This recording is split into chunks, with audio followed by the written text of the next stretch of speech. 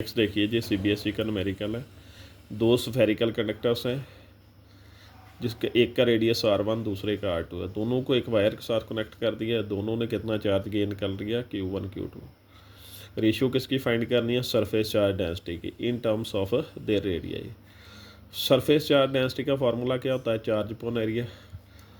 जी first के लिए आ जाएगी चार्ज अपॉन एरिया। एरिया क्या है, स्फेरिकल कंडक्टर है तो एरिया 4πr² आएगा। दूसरे के लिए 2 आ जाएगा। जहाँ पर हमें Q1 Q2 की वैल्यू चाहिए वो जहाँ से फाइंड करेंगे, जब दोनों कंडक्टर्स को एक वायर के साथ जोड़ दिया जाएगा तो उनके पोटेंशियल्स जो हैं वो इक्वल हो जाएंगे। पोटेंशियल का फार्मूला क्या होता है, KQ/R। ये फर्स्ट के लिए आ गया, ये सेकंड के लिए आ गया।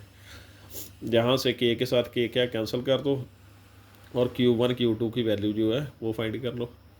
ये आ गई, ये जहाँ पे पुट कर देंगे क्योंकि ये 4π के साथ 4π कैंसिल हो जाएगा।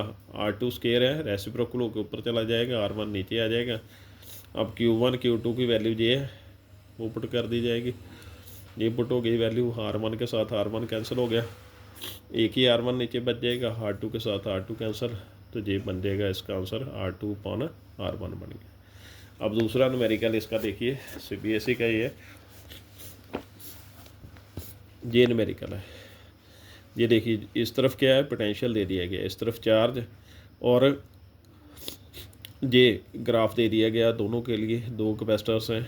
स्टेटमेंट में देखिए, given graph shows the variation of charge Q versus potential V।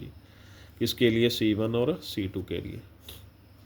और दोनों के पास प्लेट सेपरेशन सेम है। C2 का एरिया ज़्यादा है, डबल है यानी कि C1 से।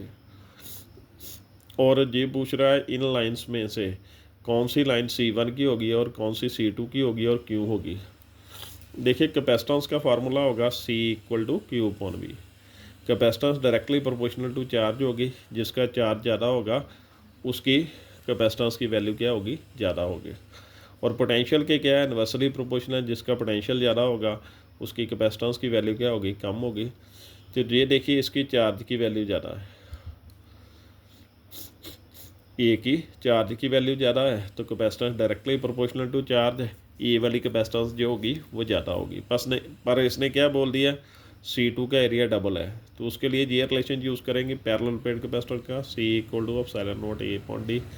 C directly proportional to A आ जाएगा। जिसका एरिया ज़्यादा होगा उसकी कैपेसिटेंस ज़्यादा होगी। तो किसका एरिया ज़्यादा था, C2 का एरिया क्या था, ज़्यादा। तो ये जो लाइन है वो किसके लिए होगी, C2 के लिए।